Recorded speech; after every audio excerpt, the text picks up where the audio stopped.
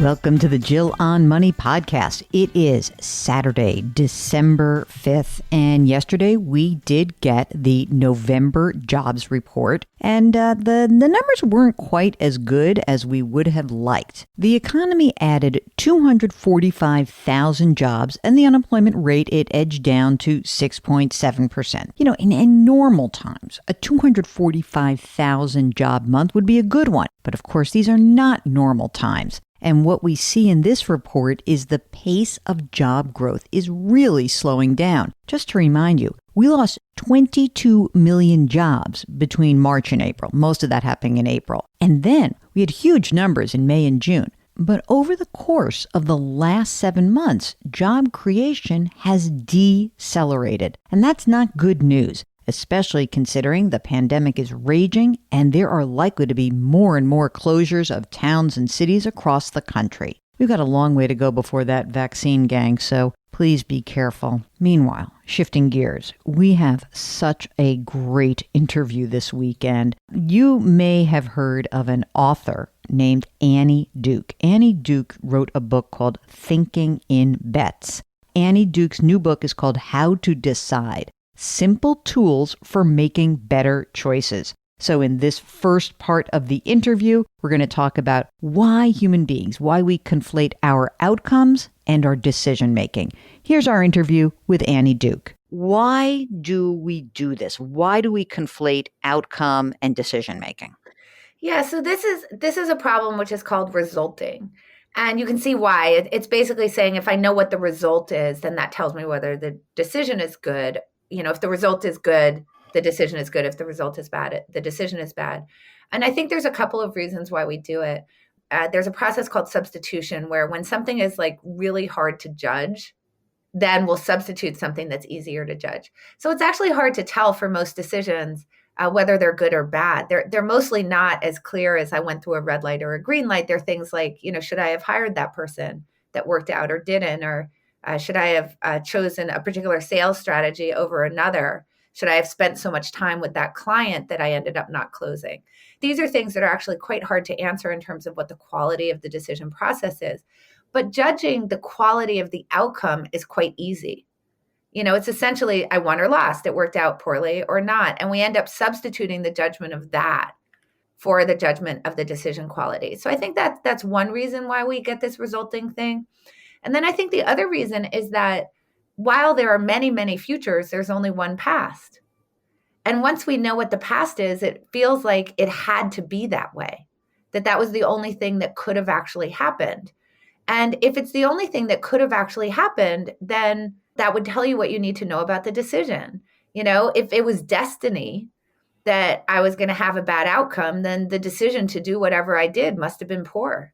And if it was destiny that I was going to have that good outcome, then the decision to do what I did must have been great. But the world isn't deterministic in that way. There's just plain influence of luck for one thing. I love the idea that you put luck front and center. I really do, because as you said, you know, you can blow through a red light and not get into an accident. You were lucky, right? Talk about luck and even resulting amid a pandemic. I think that there are a lot of people who are running around this country and saying, you know, I've been around people for the last 8 months. Nothing's happened to me, the past. Therefore, I will continue this behavior. That's how I made my decision. Talk a little bit about the luck aspect of this. Yeah, so actually that's really insightful. And I think it's really important because I think some people say, well, what's the problem with resulting? And the problem with resulting is that it actually affects the decisions that you make in the future. And as you just said, with a pandemic, that can cause you to make some very bad decisions that have quite enormous consequences. So basically what happens is that obviously you can make horrible decisions and have a good outcome because the outcome is probabilistic. So anytime that you go out and you're around other people, there's some probability that you can get coronavirus, but it's not anywhere close to 100% of the time. But you are taking on risk. So if I go to a large political rally and I don't wear a mask, or I go into a grocery store and I don't wear a mask, or I have people over to my house and I don't wear a mask, we can take like, As an example, I think in New York right now, it might be a little higher now, but a few days ago, if you gathered with 10 people, there was a 10% chance that one of those people had coronavirus. But obviously, that means that 90% of the time you're going to come away unscathed. So when you have those people over to your house and you happen to be lucky, have nobody have coronavirus, and then it turns out fine and nothing happens to you, you then will think that that's a good decision and you'll repeat it. But as anybody in finance knows, when you have a 10% chance of a bad outcome and you keep repeating that, it doesn't take long until there's a 100% chance that you actually end up in front of somebody with coronavirus indoors without a mask. And guess what? You're going to get sick. Then you're going to spread that to other people. So I think that what we don't understand is that just because something worked out fine, I had 10 people over to my house and nothing happened, it doesn't mean it was a good decision, because at least in New York right now, there's a 10% chance that somebody has coronavirus. And by the way, if you're in a place like the Dakotas now, you're in the 70 or 80% chance that among those 10 people, someone has coronavirus. This seems to me a problem of people who don't understand how statistics work. And I'm just going to bring myself back to, say, 2016, when I remember walking out of the CBS Broadcast Center on Election Day, and somebody looked at me and he says, "Clinton all the way, huh?" I said, "What makes you say that?" He's, it looks like a 70% chance Clinton. And I said, "Do you understand on a probability basis how massive a 30% chance is?" Right. And he's like, "Do you understand how that is insane in terms of the way that statistics work?" So I'm wondering if sometimes, and I've been thinking about this with the polling, with the virus, that people just really have a hard time with the math or the theory behind all of this. How can we help them understand this a little bit better? There's actually a bias, which is that we tend to think in binaries or dichotomies. So it's a binary thinking bias. So that's kind of what's happening in the Clinton example, right? It's very hard for us to sort of say that, she has a 70% chance of winning, and instead we want to think about it as win or loss. And you can see that in the pandemic as well. People think about live or die as an example, and that they don't think in between, which is, well, what if I get it, but then I'm sick for 6 months, or there's long-term damage, or how long am I going to be sick?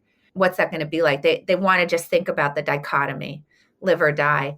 I think that there's a couple of ways to help people to really think probabilistically a little bit better. One is to actually create some stakes around it. So one of the ways that I got people to that place with the Clinton example was to say, well, imagine that you had a gun that had 10 chambers in it, and 3 of those chambers had bullets in them. Would you play Russian roulette? Mm-hmm.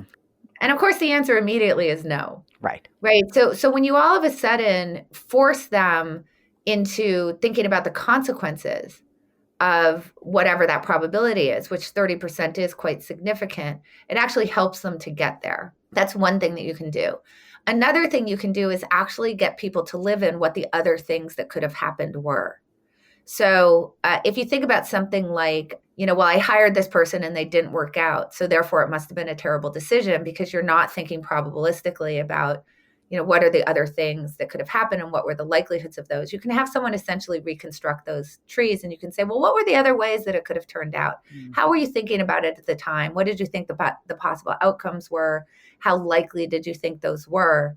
And if you actually have people do that work, then they can start to sort of get sight of what that full tree is, because you can kind of think about it, again, going back to this idea of there's only one past, right? There's only one thing that happens, and we tend to think about that as deterministic. So just by reminding people about what are all the other things that could have happened were, and that each of those had some chance of occurring, it helps people to get back into that probabilistic zone. I loved that tree so much. So essentially, instead of looking at binary, you say, let me think of this like a tree, and I'm going to have all the branches. And normally, as you write, what we do is we sort of chop off all the other limbs of the tree and say, right, here was my decision. So talk a little bit about how one might build the tree. And I loved your example of how you decide to move to a different city to take a job. So talk a little bit about building that decision tree, and also how you will likely have a better outcome. let's say that I'm thinking about taking a job. And the example I give is, let's say you live in the South and you're trying to decide whether to take a job in Boston. And the reason that I use that is that it adds some uncertainty because you don't necessarily know how you're going to do with the weather if you've only lived in the South your whole life. Basically, instead of thinking about it as a binary, like it's either going to be great or it's not, think about what the reasonable outcomes for that are. So I give some suggestions in the book. Like it could be you love the job, but you hate Boston. It could be you love the job and you love Boston. It could be the job is okay and you really love Boston. So, since you don't like the job that much, you actually end up getting a different job, but you stay in Boston. It could be that you become like a winter sports enthusiast and you don't really care whether you like your job or not because you just like the city so much. It could be that you hate both of them and you end up moving back home. So you basically think about what are the possible ways it could turn out. If you were to translate that into like a hiring decision, you can also think about it not as kind of broad scenarios, but maybe there's some feature of the decision that you really care about. So if you're hiring because you're trying to reduce turnover, as an example, because your recruitment costs are through the roof, you could say, I'm hiring a candidate. Let me think about, is the candidate going to be with us in 6 months? Will they be with us in 6 months to 18 months? Will they be with us beyond 18 months? So you could hone in, for example, on a particular feature that you really cared about of the decision. And then once you've done that and you've figured out what those possibilities are, then what you want to do is kind of order them by preference and then figure out how likely do you think those things are to occur. Because really, that's what a decision is. And that's why you want to do this explicitly. Even if I'm doing something really simple, like trying to decide between ordering the chicken and the fish in a restaurant, really, that's a probabilistic forecast. What I'm saying is that I think that I am more likely, although not guaranteed, to like the chicken better than the fish. So there's some probability that you're going to like the chicken. There's some probability that you're going to like the fish. And in fact, it could be more likely than not that you would like both. But the fact that you've chosen the chicken implies that you think there's a higher probability that you'll enjoy the chicken. This is what we do with every decision, simple ones and complex ones. So if we actually take the time to map out these trees and forecast what we think the likelihood are, we're going to just be better decision makers. And you actually have sort of a definition of what makes a good tool. You say that it can be reliably repeated, that it can be taught to someone else. And I love the third part, which is after you've used that tool, you can look back and examine whether you used it properly or not. So, Annie, tell us how you've done your decision making and looked back and maybe said, oh, this was the right process, this was the wrong process. Tell us a little bit about that in your own life. Yeah. Oh my gosh. So that's such a good description of what a good tool is. So you can see how like a screwdriver fits that definition, right? I can use it for the same purpose reliably. I could teach you how to use it, and then we could look at how I used it to figure out if I did a good job. And one thing I just want to say there is that that's why your gut is a terrible decision tool. You can't actually improve the decision making of your team by saying, well, I felt it in my gut. Because they obviously then they can't repeat the process or understand how you did it. And you can't go back and examine whether you did it well, which by the way, is the only reason that you can learn, right? If you can go back and examine your decision process. So for me, I can take an example from poker. What I would do with a poker hand is obviously I'm in the process of I'm doing the hand. I can't record the hand in the same way that I can a longer decision process because poker's happening very quickly. But then if I wanted to understand what I thought about the hand, what I'd do is come to you and I would really run the hand in an iterative way. So I would know what my reasoning was. I would have some jotting down of my reasoning for the hand and exactly what happened so that I could remember the moves in the hand and why I wanted to do them. So I would have that in hand, and then I can go to you and I could say, somebody raised in front of me, and I would give you the facts you need to know about the game, like what the stack sizes were, what positions they were in, and so on and so forth. And I would say, and then I look down at ace queen. I'd love to know what you think I should have done. And notice I already know what I did, but I don't want to sort of bias you with my own opinion because I want to see what your view of what I did is. So I have some record of my thinking and my rationale and what I did. I'm not sharing that with you, though, as I'm getting your advice.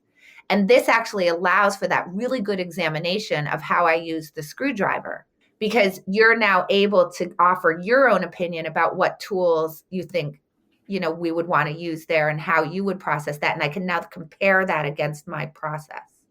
I think it's so interesting to be able to bring somebody else into the process also, especially if you're thinking about this in terms of teams or your organization at work. And as you say, hiring, so I'm looking at it from both angles, which is so often you say, I went through this process and I have a process for hiring and we brought this person on and we went through the whole rigmarole and the person still flamed out.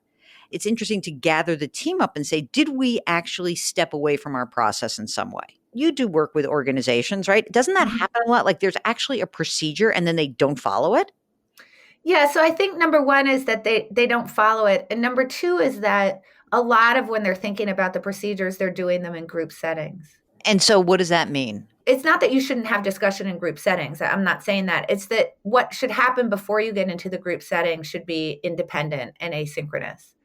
So if we're thinking about a particular candidate that we're going to hire, what we want to think about is exactly what does success look like for that candidate. We want to figure out what that is. And then we want to figure out what do we think the signals are from that candidate, the qualities that we're looking for that would tell us that we're going to get the success that we're looking for. So it may be like, for example, we have some definition and we would want to define these terms. We have some definition of what a good mentor would be. And this is something that we think is incredibly important to that person being a successful hire. So we would put that on our hiring rubric. Where we would want to rate their mentorship, what we think their mentorship abilities is going to be, on a scale of 0 to 5. We may just want to know, like, what on a scale of 0 to 5, like, what are their data analysis skills if we're hiring for that. But you figure out what are those things that you think are really important in terms of a successful hire. Really make those explicit, and then make sure that you're eliciting feedback on those features in some way that's quite precise. So even though you have a subjective judgment, it doesn't mean you can't be precise in the way you express it. That's why you would say on a scale of 0 to 5, how good of a mentor do we believe that this person's going to be? Now, when you do that rubric, though, what generally happens is you'll have something like that, and then everybody discusses it in a group. The problem there is that you'll generally start talking a lot about consensus, and you'll actually shut the process down too early. Because once you start to see consensus build, there'll generally be velocity behind that consensus. And then you don't actually explore what everybody's opinions actually are. And particularly as there's consensus, people who have corrective or negative perspectives on what the consensus of the group is will be unlikely to express it. So instead, if you take the group and you give each member of the group the rubric and have them offer their opinions independently prior to actually talking about it in the group, and then bring those together into some sort of central hub, sorted into general areas of agreement and general areas of dispersion of opinion. Now, when you come into the group, you can acknowledge the areas of agreement, which frankly are kind of uninteresting. We both believe the earth is round, okay? And you can focus on the areas where there's dispersion. And the reason why that's really important is it's kind of the opposite of the way that group discussions tend to work, which get very groupthinky. And why do you have a team in the first place? You have a team so that you can get different perspectives. You can access different mental models. You can understand the different facts that people are bringing to bear on the types of opinions and judgments that they're making. And this actually allows you to see what the group thinks, to improve the information that's going into the decision process, which is the thing you really have control over. Beyond just having a good process, that's pretty easy to do. It's how do you improve the quality of the information that you're inputting into that process?